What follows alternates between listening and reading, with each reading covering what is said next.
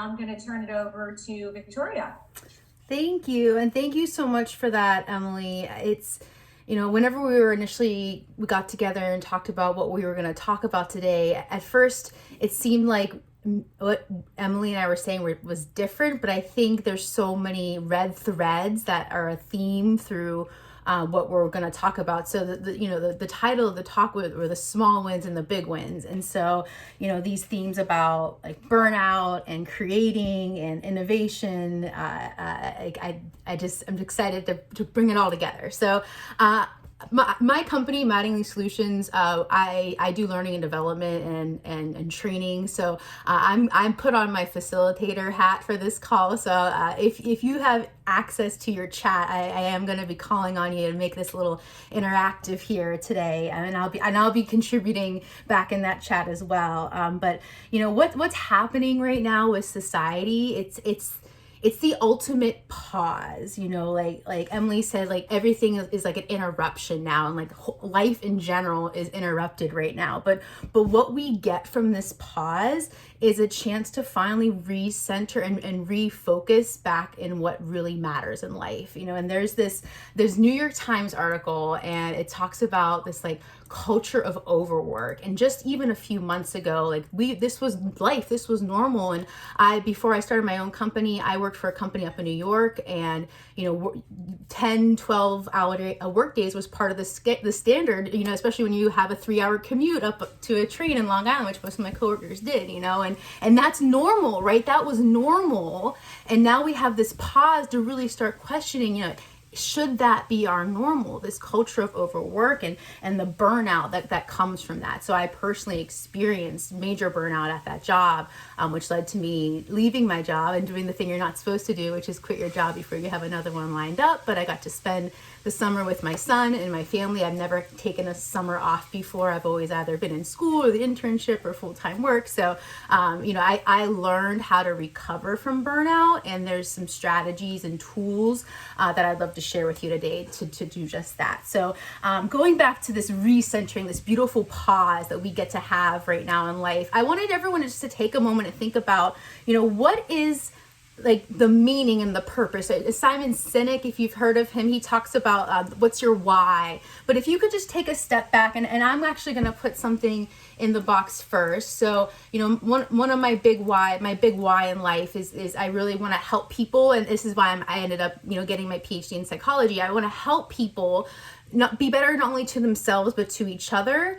And that will also make the world a better place for my son. So what's just one of your whys, one of your meaning? It could be your family, it could be your job, your career, your faith. Just throw things in the chat box. Just anything that really resonates. Like, what's your meaning? What's your purpose? What's your why?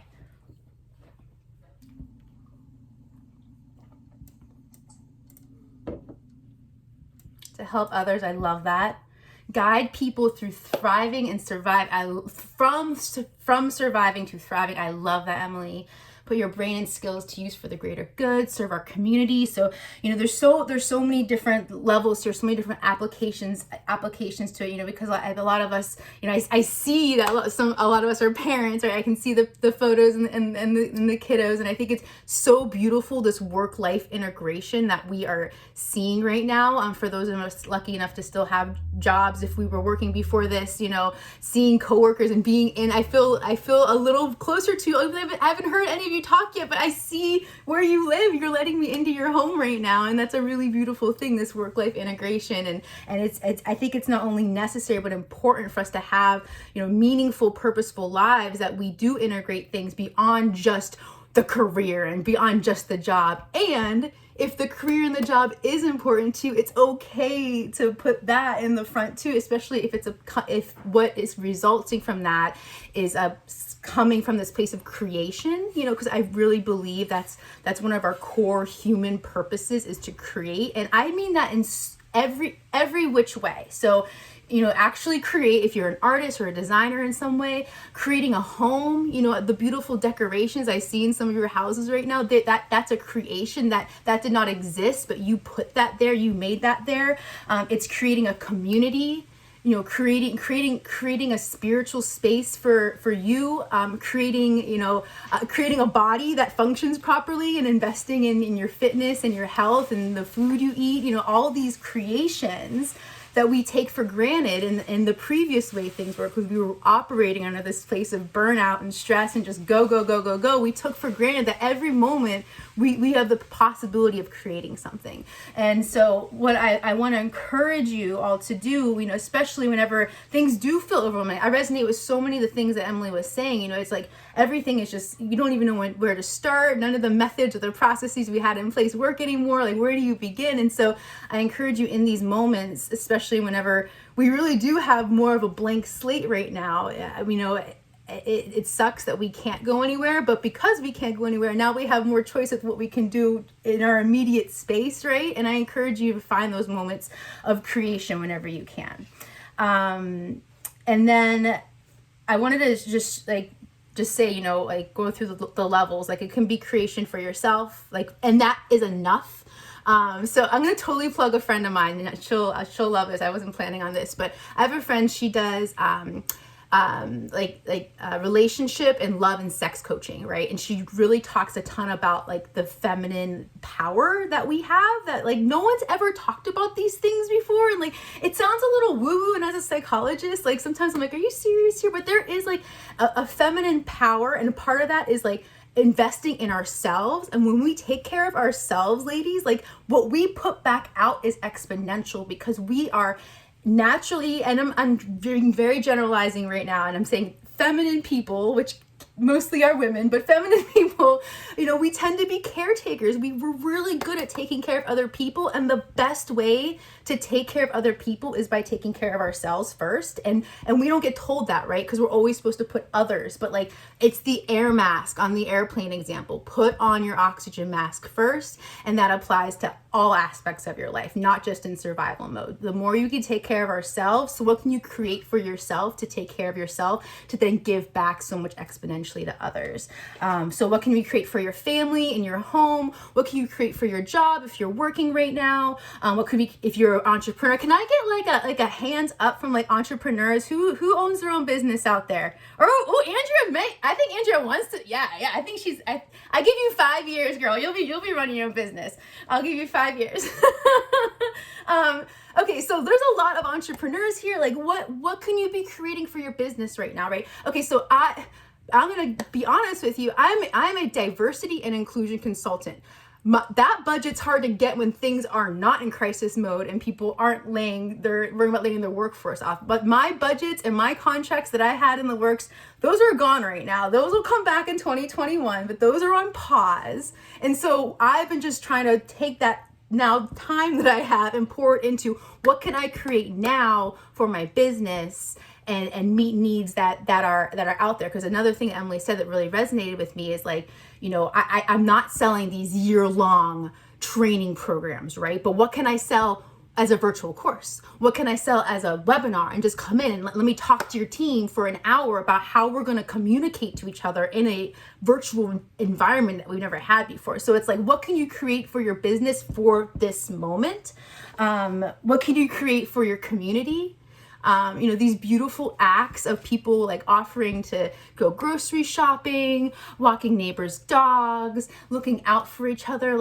I've seen humans care about each other in a way that I've never seen before in my entire life. I'm 34 years old, so I've had a few decades on this planet, and I've never seen these people, really put their money where their mouth is. There's a lot of people who say, oh, I'm a good person, or I care about my community, but no one's, it's action. Action speaks so much louder than words. And I'm seeing beautiful actions of humanity right now at the community level. And so what can you create in your community to keep that going? And then the world, and also not only in the world, broadly, thinking about impact in business, impact in our reach and our platform. Some of y'all may have incredible social media networks. That's impact. That's where people are going going right now for connection and for education and for inspiration, right? And so like, if you have a platform and you have an audience, like put those positive vibes out there right now. You can change someone's life sitting on your couch with your thumb, you know, like use your platform, use your network, reshare the beautiful stories and the positive tweets and the inspirational like, Instagram posts, you know, just like now is the time more than ever. So with that being said, I did want to share a story with you all, and it's one of my big wins lately, right? Because even though I agree with and I resonate with so much what Emily was saying about like life is overwhelming right now. So the idea of these things like learn a new language or like do all those projects even, but no, we're just trying to get by right now. Like back off. I'll figure out hobbies like once I get my stuff together.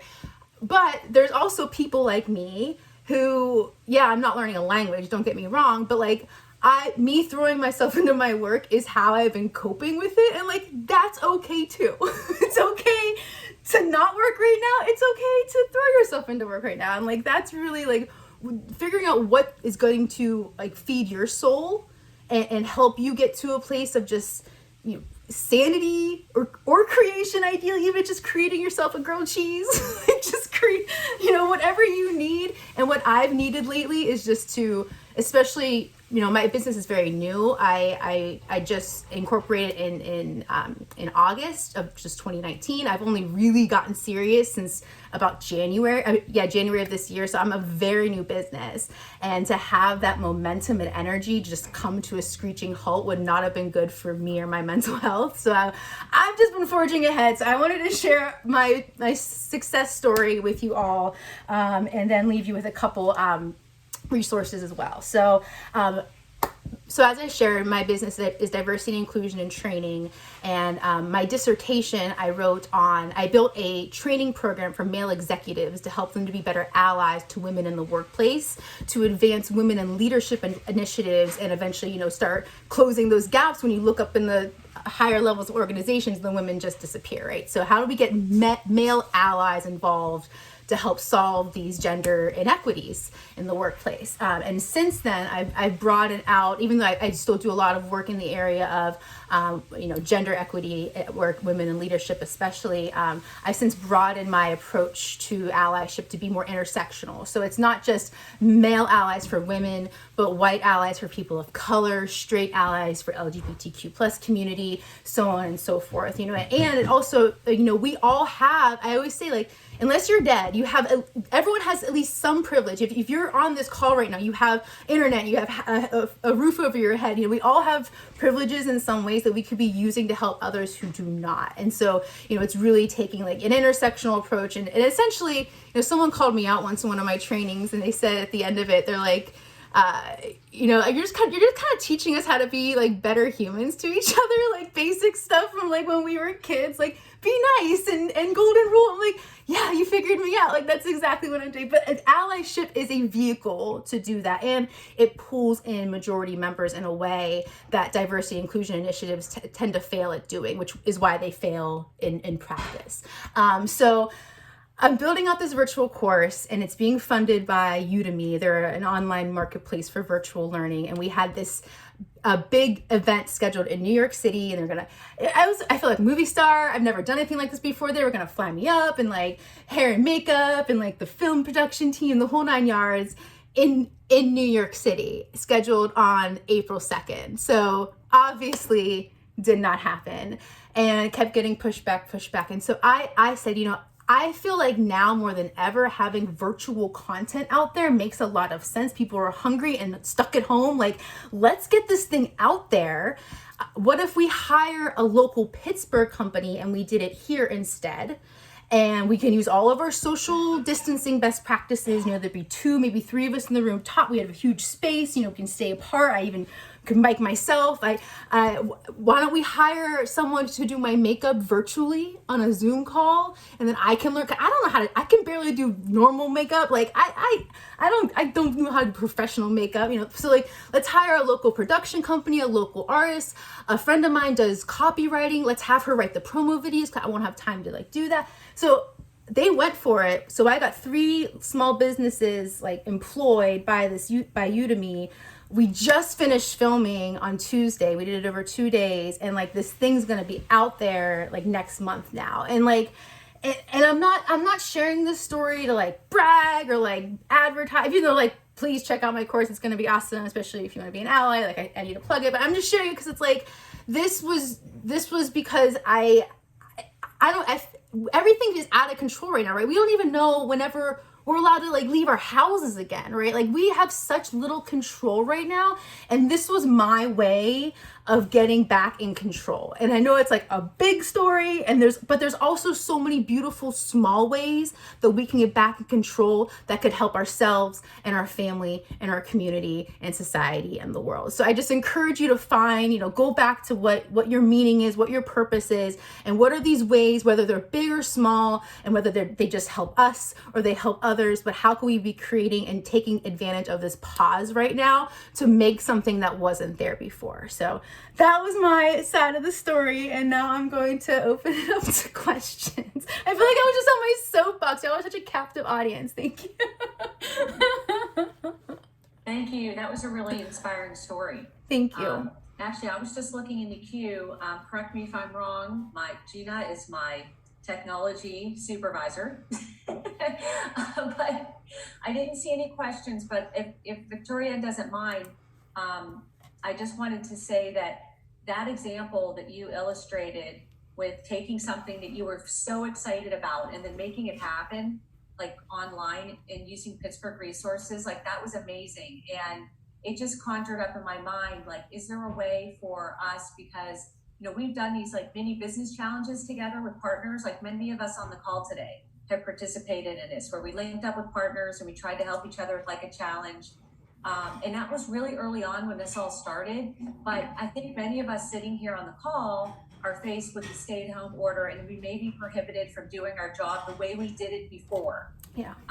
But is there a way with creativity for us to maybe launch a new product that would be of value to the community? It could be a personal thing, as Victoria said, an act of kindness kind of thing, or it could be a business idea, like changing a business model. What do you guys think? Does anybody want to weigh in? Gina? I can share with you ladies what I've been doing. I am a stylist and rep for Jewelry by Sarah Blaine.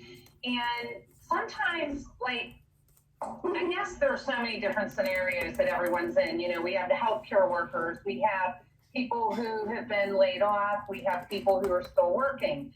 So it's all three different situations. And I don't know about you ladies, but I got laid off from my day job, and I just kind of felt a little helpless and wanted to do something.